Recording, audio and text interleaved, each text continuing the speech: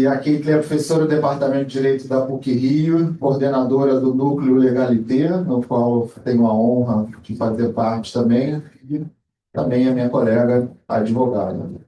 Temos aqui também a doutora Gabriela Natasha Pechara, que ela é mestre e doutora pela UFSC, professora de magistério superior, e atualmente ela atua na coordenação geral de normas da NPD, especificamente no projeto de regulamentação do artigo 20 da LGPD, que trata das decisões automatizadas. Aliás, tive a oportunidade de assistir o painel anterior, que ela participou especificamente sobre esse tema, e com contribuições muito ricas. E também, por fim, temos aqui ao meu lado o querido amigo e também colega de FGV, Felipe Medon, colega de doutorado, mestrado na UERJ também. Atualmente é professor de Direito Civil aqui na FGV Direito Rio e pesquisador do CTS. Eu vou iniciar aqui, pessoal, fazendo uma breve introdução e até para explicar para vocês um recorte, né, sobre o nosso tema, já que ele pode ter uma abrangência muito grande. Então, como vocês viram, né, na programação, o nosso painel, a gente vai falar basicamente sobre legítimo interesse para treinamentos de modelos de inteligência artificial. Então, eu queria, inclusive, dar um recorte adicional para que a gente fique com mais precisão. A gente vai focar aqui muito nos que são chamados modelos fundacionais, né, que são aqueles modelos que são treinados geralmente com bilhões de parâmetros, né? E muito também voltado na fase de treinamento desses modelos. A gente verifica, e também vou usar aqui alguns termos técnicos até para que a gente possa ser mais bem compreendido, já que nem todos aqui estão familiarizados com esses aspectos técnicos do tema. Existem várias fases de desenvolvimento de sistemas de inteligência artificial, até o que se chama de deployments, né, quando eles são lançados aí para o público para serem comercializados, utilizados, contratados. E a gente vai focar hoje aqui mais nessa parte de treinamento, que é essa parte onde se usam muito comum utilizar a tecnologia de raspagem de dados, o que a gente popularmente, né, no inglês conhecido como data scraping, data scrapping, ou seja, essa coleta massiva de dados pessoais que se faz através da internet, utilizando, né, também algoritmos de inteligência artificial para fazer essa coleta em basicamente tudo que está disponível de maneira pública na internet. A gente tem um problema, né? Especialmente desafios jurídicos em razão dessa prática de data scraping, dessa varredura massiva de dados pessoais, uma vez que, quando a gente observa, especificamente aqui no Brasil, o exemplo da LGPD, uma série de princípios de tratamento de dados, como minimização, como transparência, como necessidade, ou seja, todos os princípios que estão previstos lá no artigo 6º. Me parece que é inegável que há alguma tensão com essa prática inovadora, que é a do data scraping para treinamento desses sistemas de inteligência artificial. E, além dos princípios, o que é evidente, a gente tem, aí eu chego, né, no nosso tema central do painel, a questão de uma escolha de base legal. Acredito que a maioria das pessoas que estão aqui sabem que toda atividade de tratamento de dados pessoais precisa encontrar uma base legal apropriada na LGPD, sob pena de cometer uma ilícito. Você não pode tratar dados sem uma base legal, acho que é repetir o óbvio. E também temos, observando a doutrina e a literatura, precisamente sobre autoridades do mundo inteiro, eu cito aqui, né, tem até a minha cola, autoridade da Austrália, Canadá, Reino Unido, Hong Kong, China, Suíça, Noruega, Nova Zelândia, Colômbia, Jersey, Marrocos, Argentina, México, Espanha, Mônaco, Israel, são algumas das autoridades que nós já mapeamos, que já mencionaram preocupações sobre questões de adequação e conformidade jurídica com essa prática do data scraping. A autoridade brasileira não está também alheia a essa discussão, já houve manifestação expressa da NPD em suas documentações com relação ao data scraping, afirmando que é necessário, por evidente, né, por ser evidente, a adequação LGPD, já que o data scraping constitui uma atividade de tratamento de dados, então há necessidade de conformidade legal.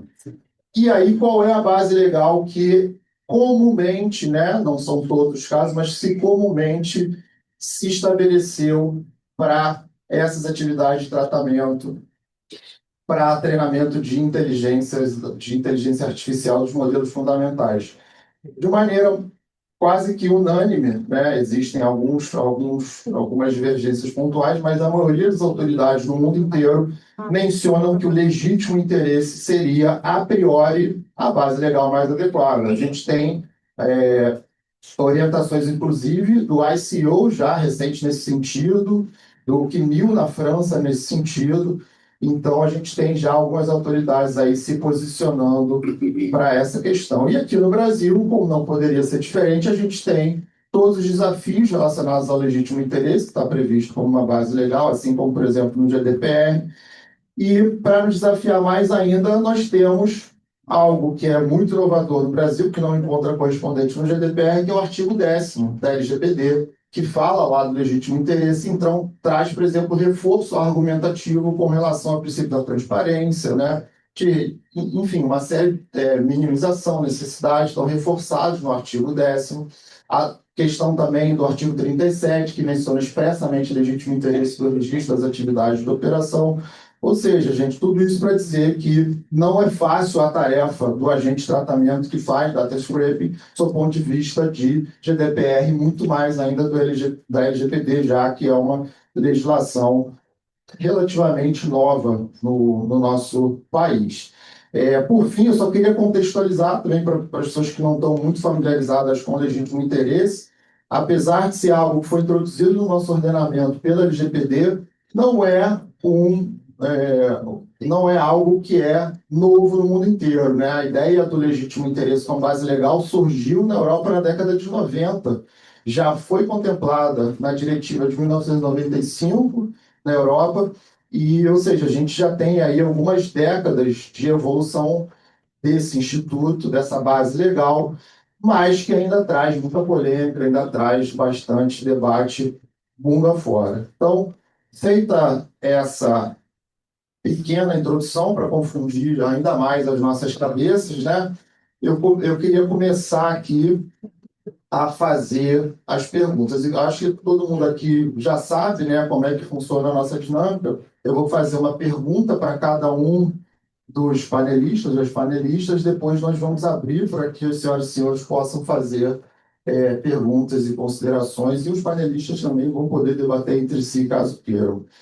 E peço que a gente respeite o tempo hoje, porque a gente tem hoje uma batalha invencível, que é contra a fome. Então, eu não quero ousar atrasar, porque eu acho que a gente vai sair daqui com alguns problemas com as pessoas que estão nos assistindo. Então, vamos lá.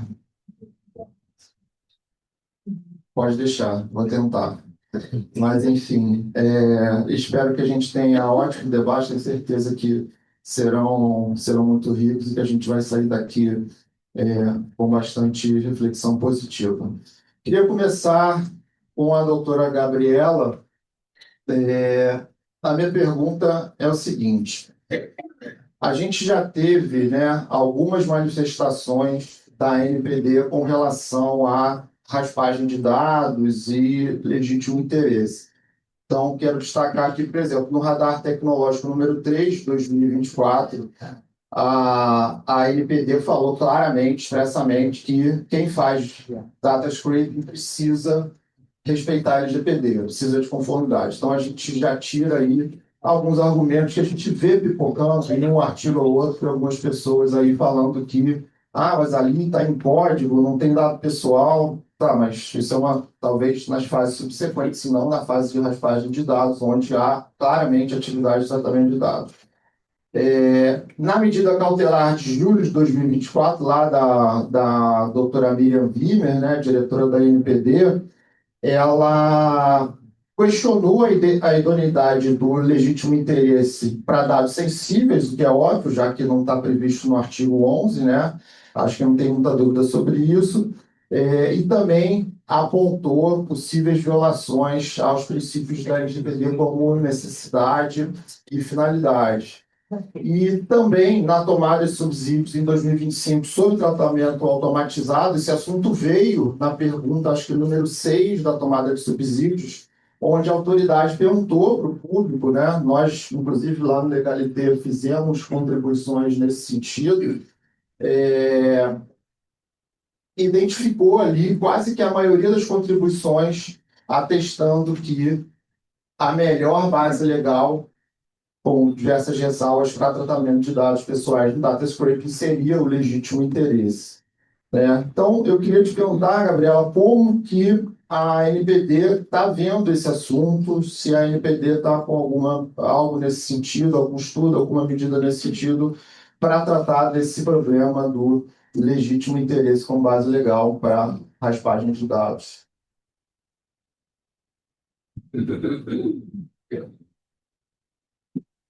Olá, bom dia a todos.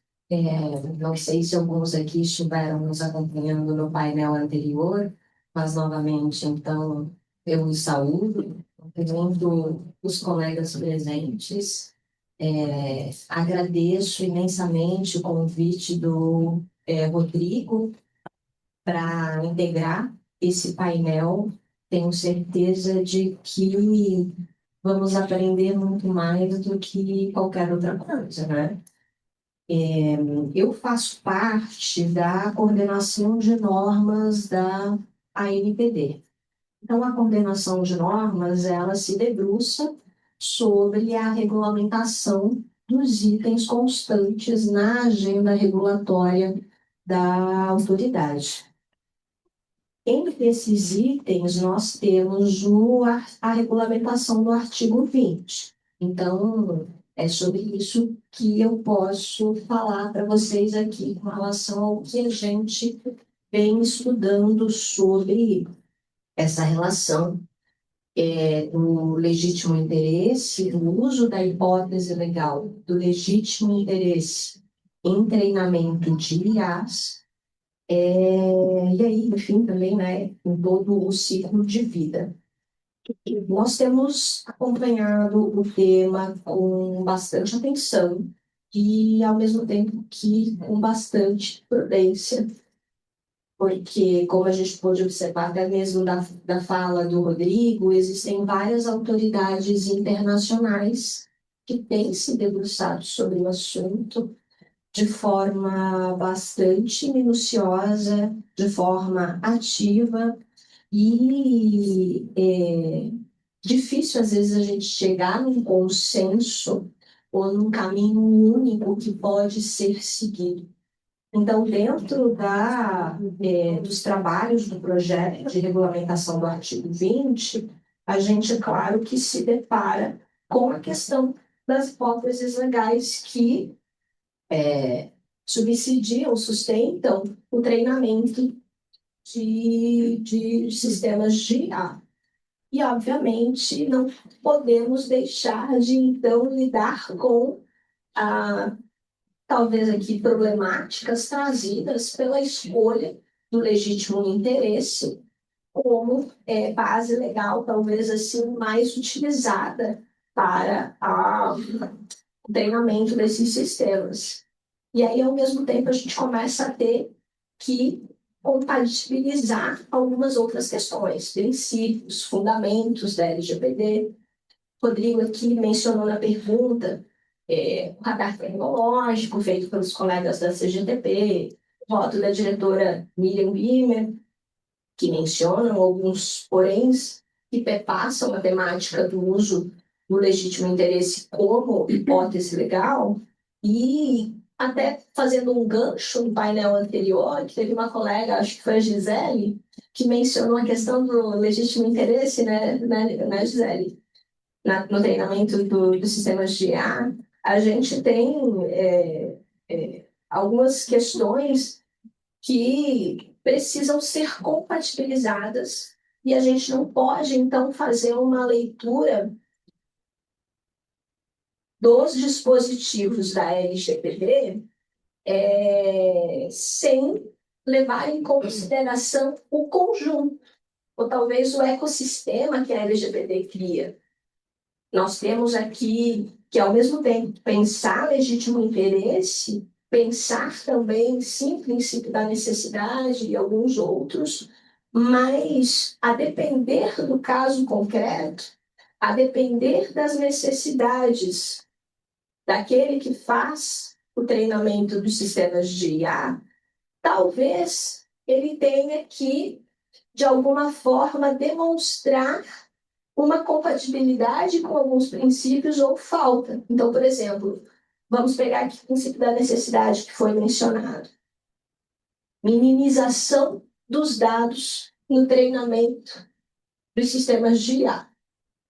Mas, às vezes, para que eu treine um sistema de IA que respeite diversidade, que seja justo, que tenha uma compreensão maior de questões relacionadas a gênero, por exemplo, eu talvez tenha que fazer uma justificativa no sentido de que a minimização dos dados ou a compreensão de uma interpretação restritiva do princípio da necessidade pode trazer um efeito que não se quer para aquele sistema, que pode acabar criando os famosos vieses, né? Trazendo aí um viés algoritmo.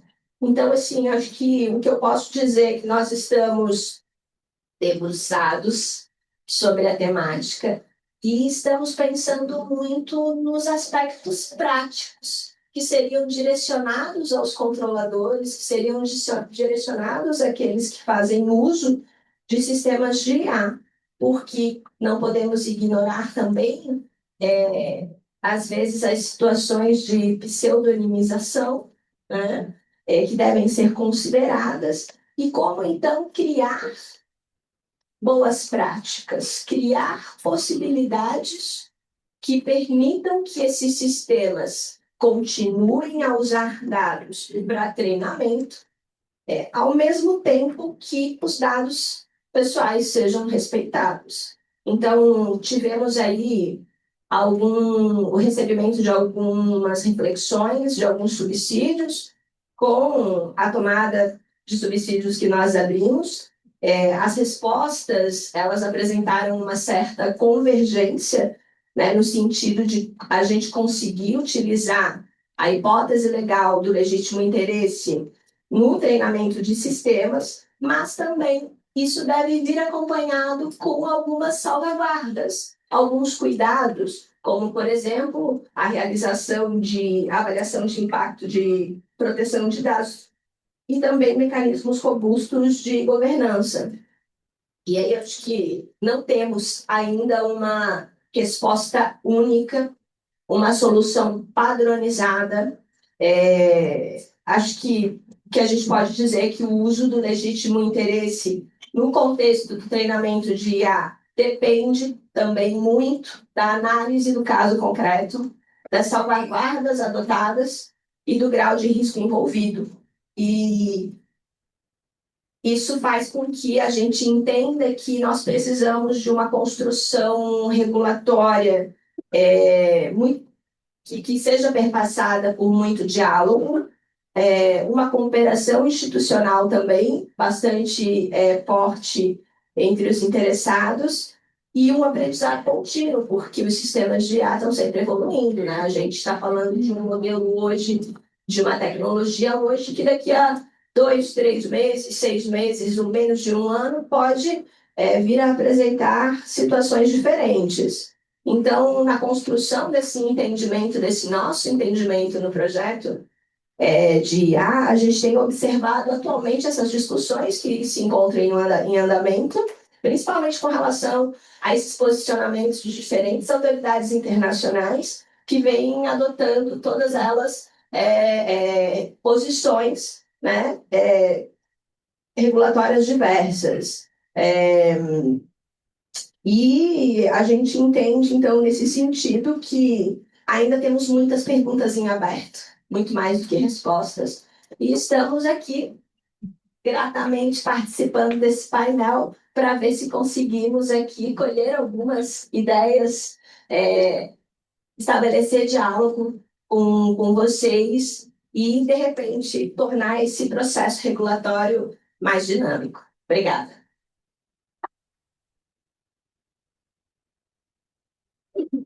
Obrigado, Gabriela. É muito importante a gente ver essa visão da NPD e especialmente dessa sua manifestação, uma visão até colaborativa, que a gente precisa ouvir as contribuições da sociedade. Queria até aqui parabenizar a autoridade na sua pessoa em razão dessas diversas consultas públicas que têm sido feitas com participação, ampla participação social, e a gente vê como isso tem contribuído nessa missão hercúlea aí, que é a Autoridade Nacional de Proteção de Dados, tratar desses temas tão complicados. Esqueci de mencionar, né, a gente tem também já um guia de legítimo interesse pela autoridade, que é talvez o documento mais importante desse nosso contexto, tem inclusive lá um modelo sugerido pelo guia, né, que é o Legitimate Interest Assessment, relatório de legítimo interesse, que é bastante interessante. Mas encaminhando aqui a nossa pergunta agora para o professor Felipe, a gente verifica, né, nessa coleta de dados para no data scraping, que também vem, além de dados crus, né, em alguns casos tem muita imagem de pessoas naturais, tem coleta, em muitos casos, maciça de imagens. E acho que o maior exemplo que a gente pode ver isso, desse caso, é o caso do Clearview AI, que foi inclusive proibida na França e em vários outros países, que é uma empresa que vende software de reconhecimento facial para forças de segurança no mundo inteiro. Quais as consequências jurídicas na sua avaliação, Felipe, para um desenvolvedor de IA que treine seu modelo sobre um corpus, né, de imagens contendo rostos de pessoas identificáveis? Nesse caso, a gente vai resolver ou a gente vai estudar isso através da LGPD, ou a tutela jurídica vai ficar restrita ali ao Código Civil, Constituição e outros regulamentos e legislações aplicáveis? Muito obrigado, Rodrigo. Primeiro, muito boa tarde. Já boa tarde para todos. Todas, uma grande alegria estar aqui, agradecendo imensamente por esse convite tão gentil de estar aqui, ao lado da Gabriela e daqui da professora Caitlin, com quem eu tenho encontrado muitas vezes, nos últimos 2 meses, acho que a gente teve em 4 ou 5 painéis, né? Então a gente está nesse bate-bola há um tempinho. Bom, eu não sei se vocês estão vendo, a sala está um pouco lotada, mas vocês conseguem ver que temos um elefante na sala? Porque nós temos um elefante na sala. E qual que é esse elefante? O direito à imagem. Eu acho que esse é um tema hoje que a gente não pode fugir de enfrentar. Eu acho que tudo que já foi dito pela Gabriela e que a gente vai continuar a falar em relação a dados pessoais de uma forma mais genérica, talvez esteja ainda afastado de uma discussão central que nós precisamos ter. Já tem algumas pessoas aqui que eu já tenho conversado bastante sobre esse tema, que é o direito à imagem. Quanto que o direito à imagem, aquele direito construído pelo Código Civil, está lá presente, dentre outros artigos da nossa codificação, no artigo 20, quanto que esse direito ele pode servir como um limite para a eventual utilização dessa imagem para o treinamento de sistemas de inteligência artificial. Então, essa é a pergunta que nos move. Esse foi um dos temas que eu enfrentei na minha tese de doutorado. E a gente, primeiro, precisa partir de um pressuposto. Qual é esse pressuposto? É um pressuposto lógico. Imagens, quando se refiram a pessoas naturais identificadas ou identificáveis, vão ser categorizadas como dados pessoais. Não é uma conclusão lógica de que esses dados vão ser dados sensíveis. As diversas manifestações que a gente tem na doutrina e nas autoridades ao redor do mundo sobre esse tema dão conta que a gente só vai ter um dado sensível quando houver o chamado tratamento sensível de dados. Então, se eu sou um fotógrafo, como o nosso Diego aqui, fotógrafo e armazeno fotos, se eu não estou fazendo nenhum tratamento sensível desses dados, essas imagens, em princípio, não vão ser vistas como dados pessoais sensíveis. Isso já nos é, pelo menos, uma vantagem para começar a discutir a questão do legítimo interesse. Agora, se por outro lado eu realizo, eventualmente, algum tratamento automatizado, o caso que eu enfrentei na minha tese, foi, por exemplo, o caso de instituições financeiras, que, em algumas situações, se valem de visão computacional para enxergar o que está dentro de uma imagem. Aí, nesses casos, a gente já tem, eventualmente, um tratamento sensível de dados, porque é para extrair, eventualmente, dados sensíveis daquela imagem. E aí, nesse caso, a gente já afastaria de plano qualquer discussão relativa ao legítimo interesse. Então, esses são dois pressupostos essenciais para a gente começar essa conversa.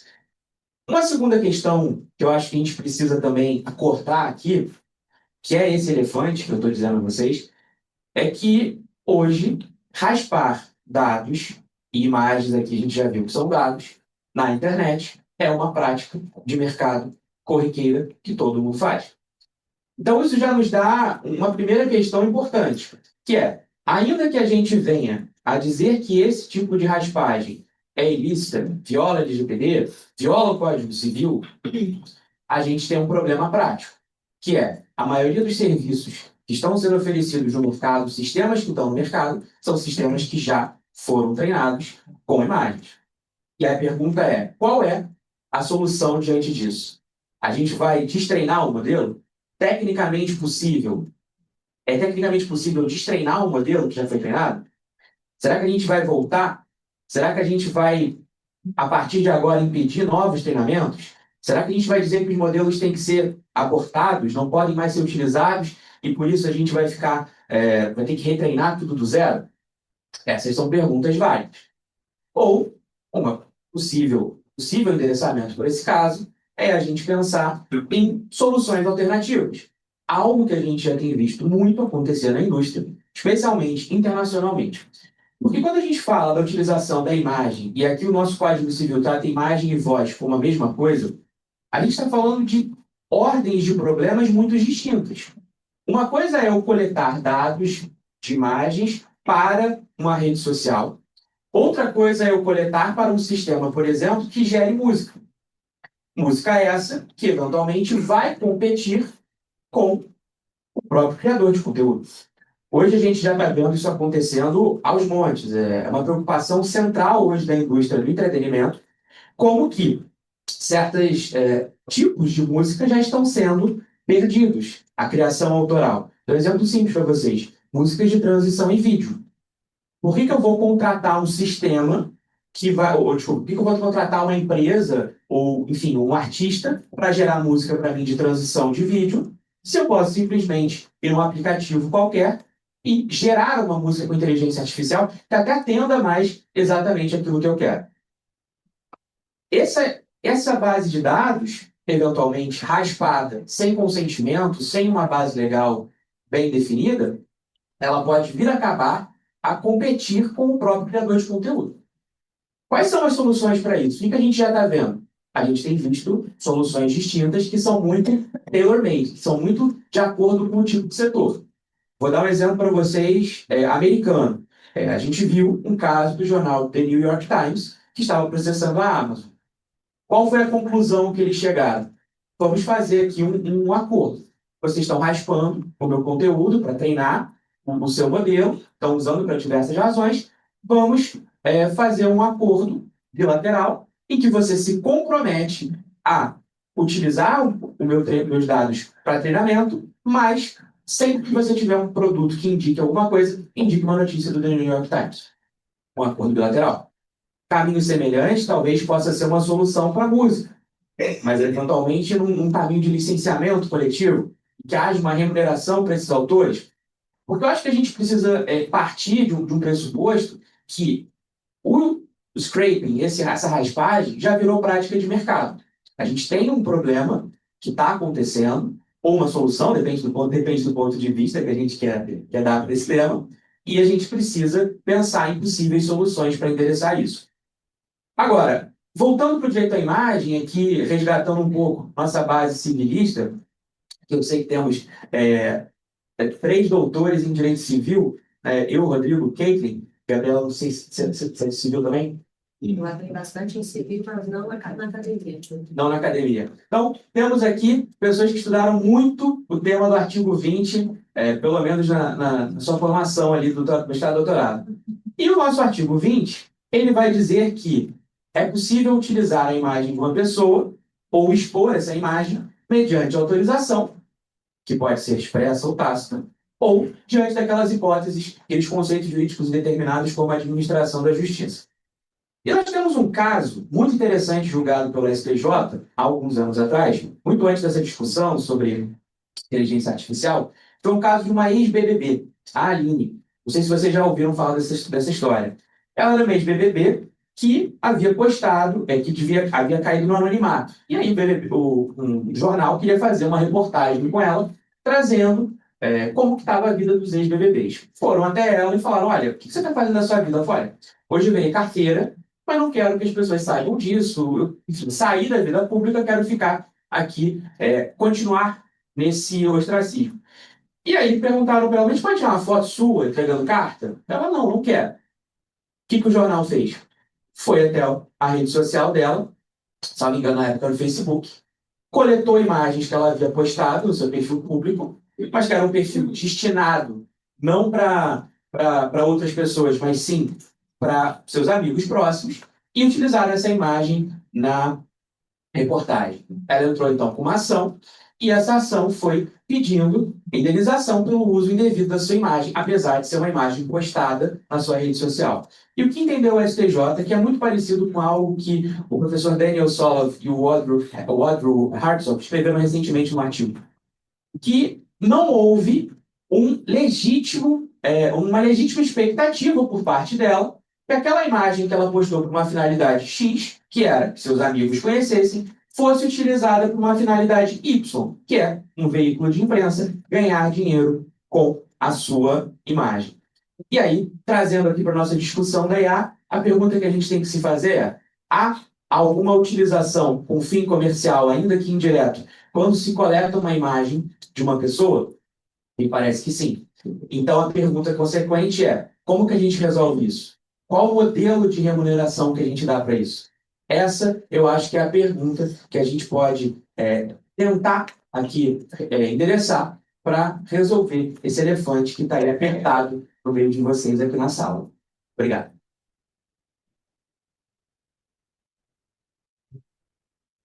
Obrigado, Felipe. Como sempre, muito didático, né? E trazendo muitos exemplos práticos aqui para a gente refletir. Eu confesso que eu entrei um pouco em pânico quando você mencionou a palavra elefante, porque eu fiquei olhando aqui na sala, rastreando. Achei que efetivamente alguém estava com um elefante, mas que evidentemente não cabe aqui, né? Então fiquei bastante preocupado, mas depois eu entendi a piada, demorei um pouco mais para entender. Quando você falou também essa questão, acho que, brincadeiras à parte, a questão mais relevante que me chama muita atenção também é uma angústia enorme que eu tenho, é essa questão que você falou de destreinar, né? Uma vez constatada a ilegalidade no treinamento, quais são as consequências posteriores? Porque depois vai ter o deployment, vai ter, né, o lançamento daquela funcionalidade, daquele sistema, daquele produto ou serviço, e aí como é que fica isso? Tem até uma manifestação já de uma autoridade regional alemã falando que não necessariamente há contaminação, porque geralmente quem vai utilizar isso depois é um terceiro. Enfim, todas as questões, existem questões bastante profundas do ponto de vista jurídico, eu concordo totalmente com você. E quando você falou de treinar, também me veio aquele meme do não consigo desver, né? Te manda um negócio no WhatsApp horroroso, eu sempre respondo com aquele não consigo mais desver, gostaria de tentar desver isso que eu acabei de ver. E lembrou essa questão também. E, enfim, muito obrigado pela sua contribuição. Agora a gente passa aqui para a professora Caitlin, né, a última pergunta antes que a gente abra aí para os debates.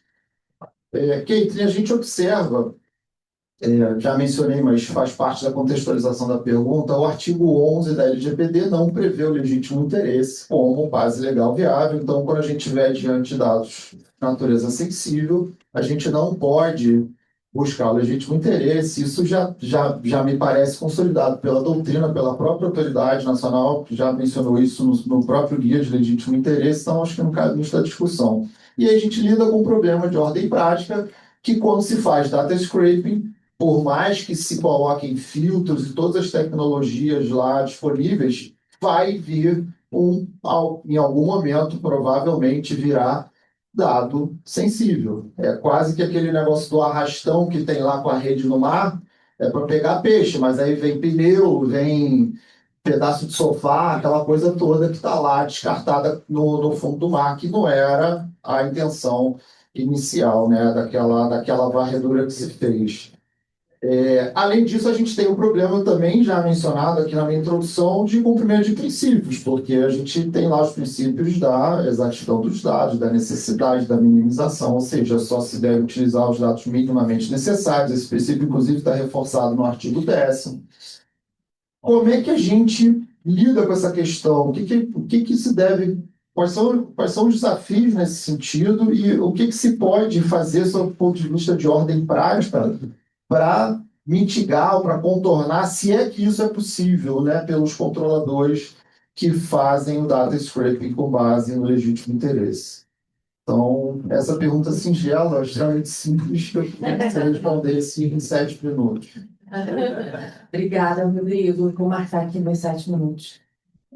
Eu sou super britânica nisso. Primeiro, agradecer, né, a participação mais uma vez aqui no Congresso.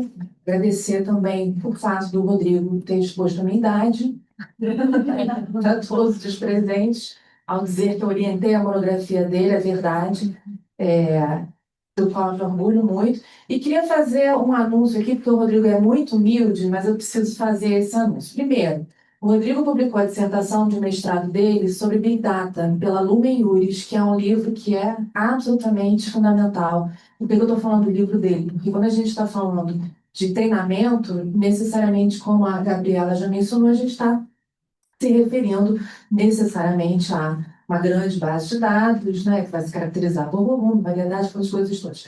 Então, o Rodrigo tem um livro sensacional sobre isso, e tem esse aqui, gente, ele devia estar falando. Ele tem a tese de doutorado dele, que foi só sobre legítimo interesse, que, para todo mundo ver, comprem, é maravilhoso, e a gente tem que fazer, não é maravilhoso? Então, a gente tem que fazer essa propaganda aqui, porque é fundamental a gente levantar a bola dos amigos. Bom, o Rodrigo fez a pergunta, acho que mais difícil do painel. Desculpe, Felipe e Gabriela. Inclusive, eu estou aqui me coçando para responder o Felipe, mas o Rodrigo pediu para eu esperar, então eu vou esperar. Mas vamos lá. Eu acho que a gente tem, e aí eu vou dar uma resposta bastante calhorda. A gente tem um problema que é intransponível. Eu acredito. Por quê? E aí eu vou seguir, sem dúvida alguma, o posicionamento do voto da diretora Miriam Wimmer, que deixou claríssimo, né, e eu sigo integralmente o posicionamento dela, que o uso de dados sensíveis e de dados de crianças e adolescentes, com base, né, e eu vou falar das crianças e adolescentes já, com base no legítimo interesse, representa uma violação da lei. Se a gente lê expressamente o artigo 11 da lei, que estabelece as bases legais de tratamento de dados pessoais sensíveis, a gente identifica, como o Rodrigo já muito bem ponderou, que não há o legítimo interesse previsto como o motivo, né, a justificativa da lei para o tratamento daqueles dados, né? E eu falei dados de criança e adolescente porque, apesar da lei não tratar esses dados, né, como dados sensíveis no artigo 5º, inciso 2º, eu considero que pela relevância e pela vulnerabilidade das pessoas, né, em desenvolvimento, as crianças e adolescentes, a gente pode considerar uma equivalência ou equiparação dos dados de crianças e adolescentes a dados sensíveis. Eu tenho, quem já me conhece sabe que eu tenho uma posição que é minoritaríssima, muito combatida, que é a de considerar o rol do artigo 5º, inciso 2º, dos dados sensíveis, como um rol exemplificativo, não taxativo, o que traz um problemão para o regulador e para o Poder Judiciário, e eventualmente identificar, através de critérios que vão ter que ser construídos, se existe a possibilidade de ampliação daquele rol. Existem pessoas aqui sentadas na primeira fila que certamente têm arrepio na espinha quando eu falo sobre isso, mas o fato é que desse lado e desse lado. Acho que bastante claro, né? Mas o fato é que a gente tem, eu sustento essa possibilidade de interpretação ampliativa. Bom, dito isso, nós temos realmente um problema que vai ter que ser avaliado pela NPD, já foi considerado pelo voto da Miriam, mas que vai ter que ser amplamente debatido com todos nós, inclusive uma eventualidade, não estou propondo isso não, mas uma eventualidade de revisão legislativa, para deixar bastante claro que dados de criança e adolescente, por exemplo, poderiam ser tratados considerando de forma expressa e na legítimo interesse. Já tem uma posição do Conselho da NPD, do Conselho Consultivo, portanto, a respeito disso, apesar de eu ser a posição minoritaríssima. E sobre os dados pessoais sensíveis, a gente poderia considerar, a depender do tratamento que é dado, a possibilidade de uma ampliação do legítimo interesse. Eu não vejo outra solução possível senão esse debate público eventual modificação legislativa. Por quê? Porque justamente seria inviável utilizar uma outra base legal genérica para além do legítimo interesse, que é a base do consentimento. O consentimento concedido, né, pelos titulares de dados para fins de raspagem, né, desses dados para uso de inteligência artificial é inviável, a não ser que nós consideremos que determinados, que o acesso, que a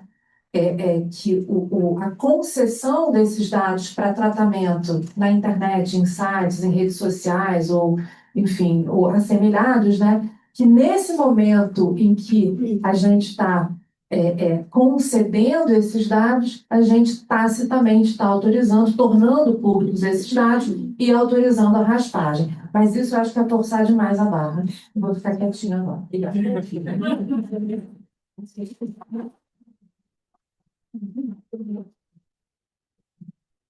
Obrigado, Caitlin.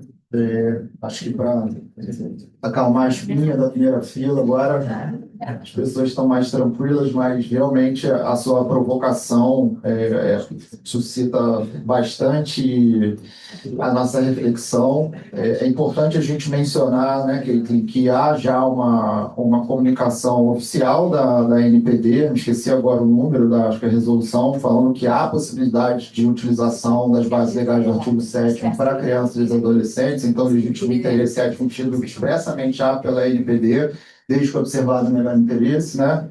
E a gente sabe dessa sua posição minoritaríssima, adorei esse minoritaríssimo, isso é muito coisa de advogado, né? Quando a gente fala que tem vasta jurisprudência, a gente acha aquele precedente do Tribunal de Justiça do Piauí, né? Mas fala que é vasta jurisprudência, então é muito advogado isso. Mas, enfim, obrigado pela sua contribuição. A gente vai abrir agora para os debates, mas eu queria, antes de fazer isso, perguntar, a gente já sabe que a Caitlin tem já uma questão aqui para falar em relação à fala do Felipe. A gente quer fomentar também debates dentro aqui do nosso rol de debatedores. E eu queria saber se Felipe e Gabriela também gostariam de fazer algum comentário, alguma provocação. O Felipe, acho que já quer uma tréplica, né? Mas, então, eu vou passar aqui a palavra para a Caitlin, ela vai falar. Eu peço que vocês, um minutinho para cada um, e a gente depois tem 10 minutos para que as pessoas aqui, a gente pega talvez 3 perguntas aqui e vocês respondem também em bloco. Um minuto, não, a gente não está acostumado, porque eu tive nas bancas de defesa de dissertação e mestrado, então ele já sabe do contraditório aqui.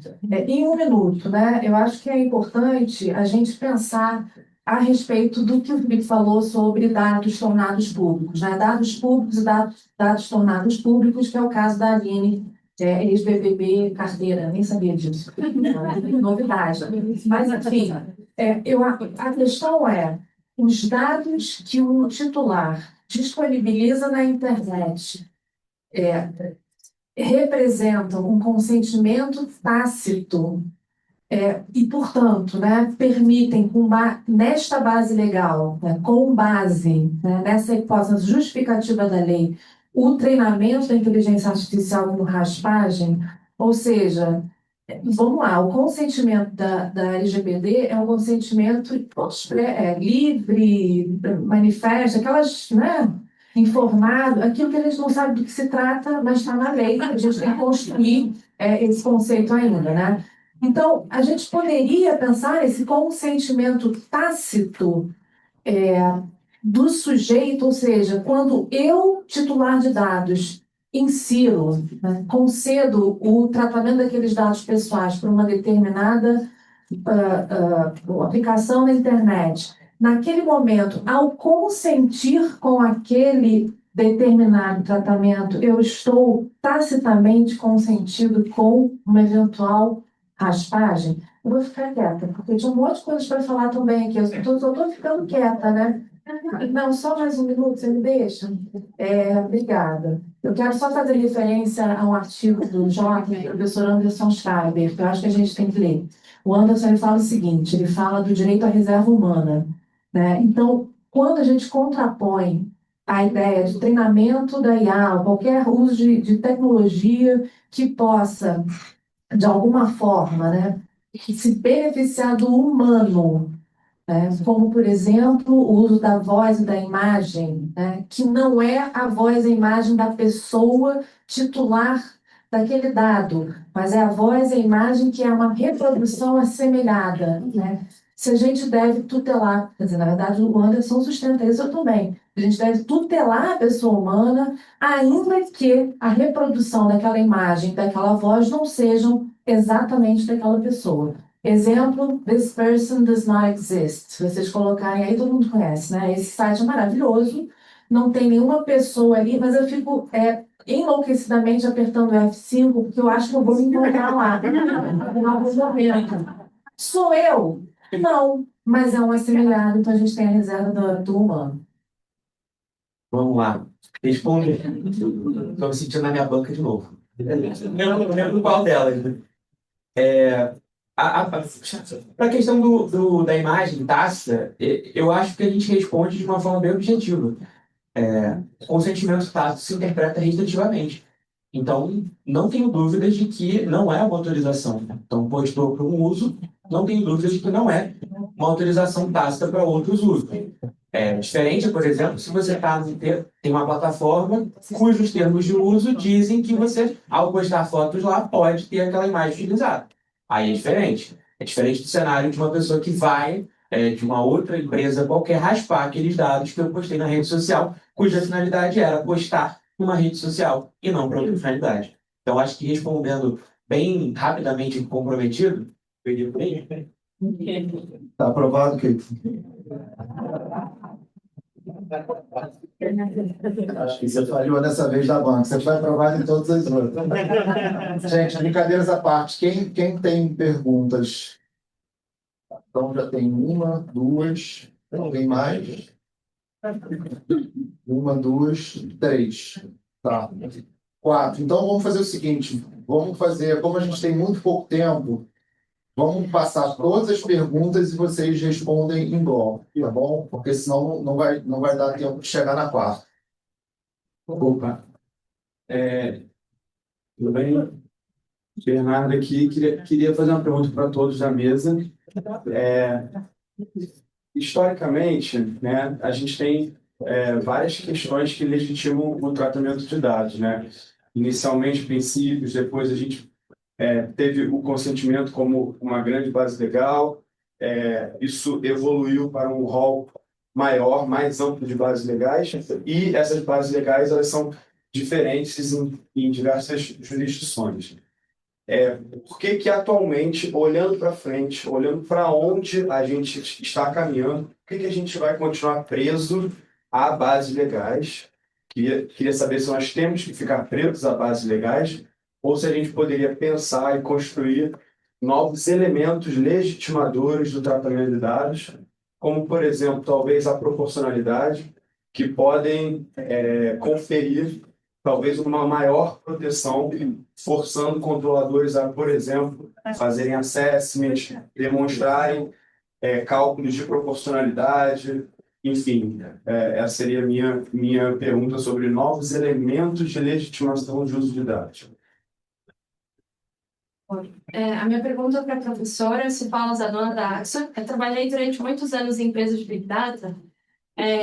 Enfim, só para ser bem objetiva, quando a gente fala do tratamento de dados, a gente tem várias camadas considerando o web scraping. Então, primeiro eu preciso ter o input e o output de uma base de dados pública, mas não necessariamente eu tenho ali datas de nascimento até para fazer uma safe list de dados de crianças. Isso hoje é um problema muito vasto para empresas de Big Data. Como que, considerando que eu vou coletar uma base que tem os dados de todos os brasileiros, incluindo crianças, mas eu não sei quem são essas crianças porque eu não consigo definir ali pela data de nascimento.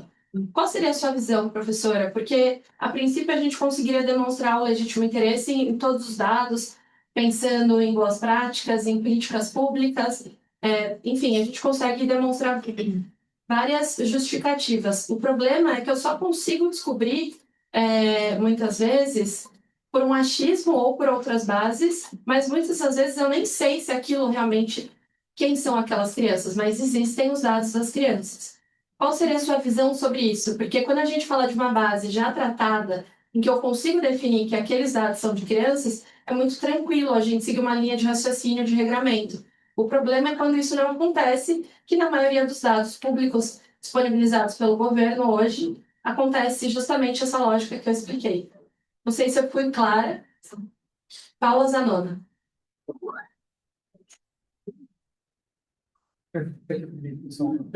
Boa tarde, pessoal. Minha pergunta é simples, eu acho.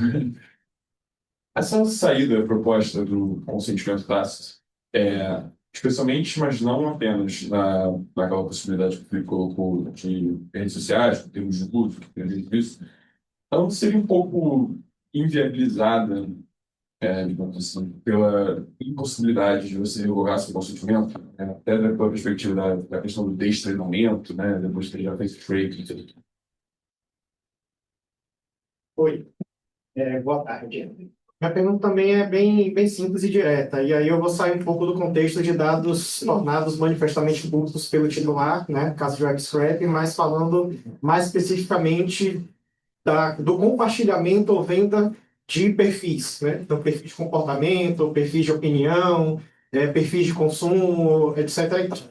Por mais que no artigo 10, né, e no artigo 10º e outras referências da LGPD, garanta, quer dizer, obrigue o controlador, né, no legítimo interesse a ser usado como base legal, ter todos os instrumentos de proporcionalidade, de teste de legítimo interesse, do relatório de impacto, etc. e tal. Como sair do subjetivismo do regulador ao analisar exatamente a proporcionalidade do uso desses dados, enfim, compartilhados para fins de perfilização e treinamento de IA com base em perfilizações.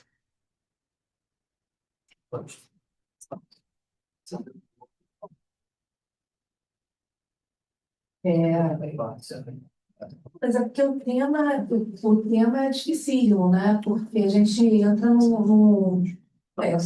assim, num jogo de xadrez, num checkmate.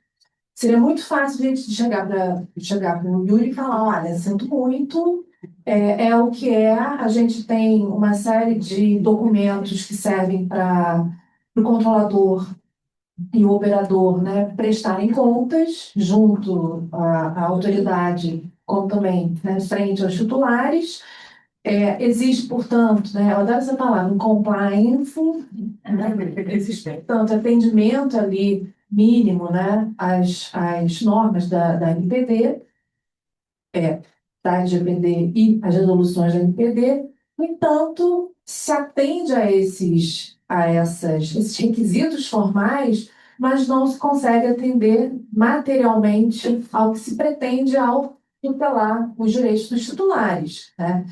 Então, essa pergunta é uma pergunta que, mais uma vez, né, a resposta evidente seria, né, ainda que o controlador comprove que ele atua, né, ou, né, atendendo ao legítimo interesse no tratamento, ou seguindo todas as documentações necessárias relacionadas a tratamento de dados pessoais, no momento em que existe um tratamento de raspagem, um tratamento em que vai haver, como o Rodrigo falou, né, o arrastão da pesca, né, a gente não consegue justificar esta base, a não ser como a Paula, né, e essa é uma questão que eu vou relacionar com a Paula, posso fazer assim?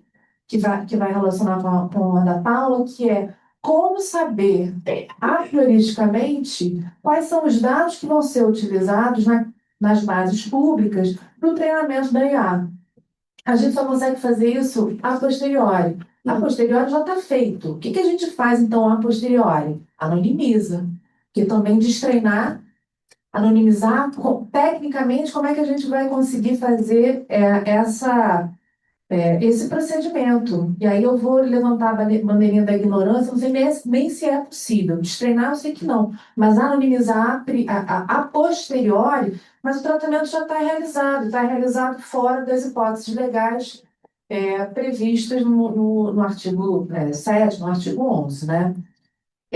Pois é, o consentimento tácito, né? A revogação do consentimento é a pior coisa que existe. Eu sempre falo isso. O consentimento é a pior base legal que a gente pode trabalhar, porque ele é revogável. Oi? Obrigado. Virou sessão de terapia, pois é. Mas é a pior base legal. Aí o sujeito tem lá, né? Contrato.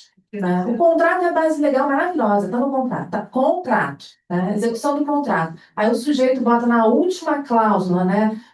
Consente para o tratamento. Não bota isso. Não bote isso. Tá, já está. Execução do contrato, não precisa mais nada. Então, o consentimento, voltando à história do consentimento tácito ou expresso, a revogação do consentimento faz com que aquele dado tenha que obrigatoriamente ser retirado de uma determinada base. Se essa base está sendo utilizada para um treinamento para um sistema de IA, como é que eu vou, mais uma vez, destreinar, retirar aquela informação? Ou seja, não estou dando resposta nenhuma para vocês. Mas eu vou dar uma esperança para o Bernardo, que é a seguinte, né? A gente não tem como, pelo menos do meu ponto de vista aqui, eu sou conservadora, a gente não tem como interpretar de forma ampliativa as hipóteses do artigo 7º e 11. Base legal, justificativa do tratamento são aquelas e pronto. Pode haver, por um outro lado, por parte do órgão de regulação, um posicionamento que pode ser completamente considerado como ilegal, ilícito, inconstitucional, mas pode haver um posicionamento que identifique situações para treinamento de IA em que há a justificativa para isso. O mais adequado seria, hoje, a gente fazer uma nova rodada de debate na sociedade como um todo, para identificar, frente a essas tecnologias, se existe, de fato, interesse da sociedade no desenvolvimento e aplicação dessas tecnologias, em havendo, eu acho que todo mundo aqui concorda que teríamos, né? E em havendo esse interesse, uma revisão, de fato, das bases do artigo 7º. Né? O artigo 11 eu deixo de lado, mas do artigo 7º, sem dúvida nenhuma. A gente poderia imaginar, né, dentro do legítimo interesse, que é a base preferida, né, quais seriam os requisitos para justificar o legítimo interesse para o treinamento. Enfim, é sem resposta.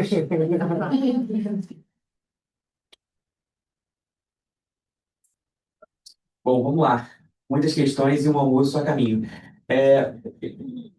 Eu acho que a gente pode, retomando um pouco aqui que a gente estava falando, diversos instrumentos internacionais hoje têm apontado para essa finalidade do tratamento, né? Algo que até o Juliano tem falado muito, cadê ele estava por ele? Estava falando muito nas palestras, a ideia da finalidade do tratamento. Daniel Solon fala isso, a OCDE tem falado isso. Então, o tratamento é para uma finalidade pública, para uma finalidade bem comum.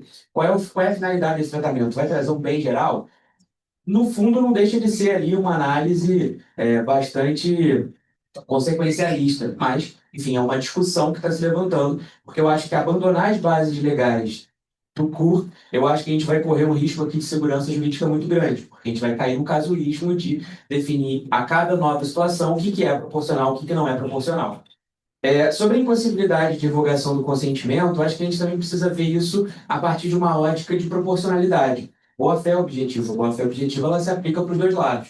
Eu acho que a gente tem muito isso na imagem, por exemplo, caso de atores e atrizes que às vezes consentiram para uma obra e aí no final querem revogar e pedir para não divulgar mais aquela exibição. E aí sempre tem uma discussão sobre a proporcionalidade disso. Será que está excedendo ali, abusando do seu direito, violando a boa-fé? Então, acho que é um parâmetro interessante para a gente analisar.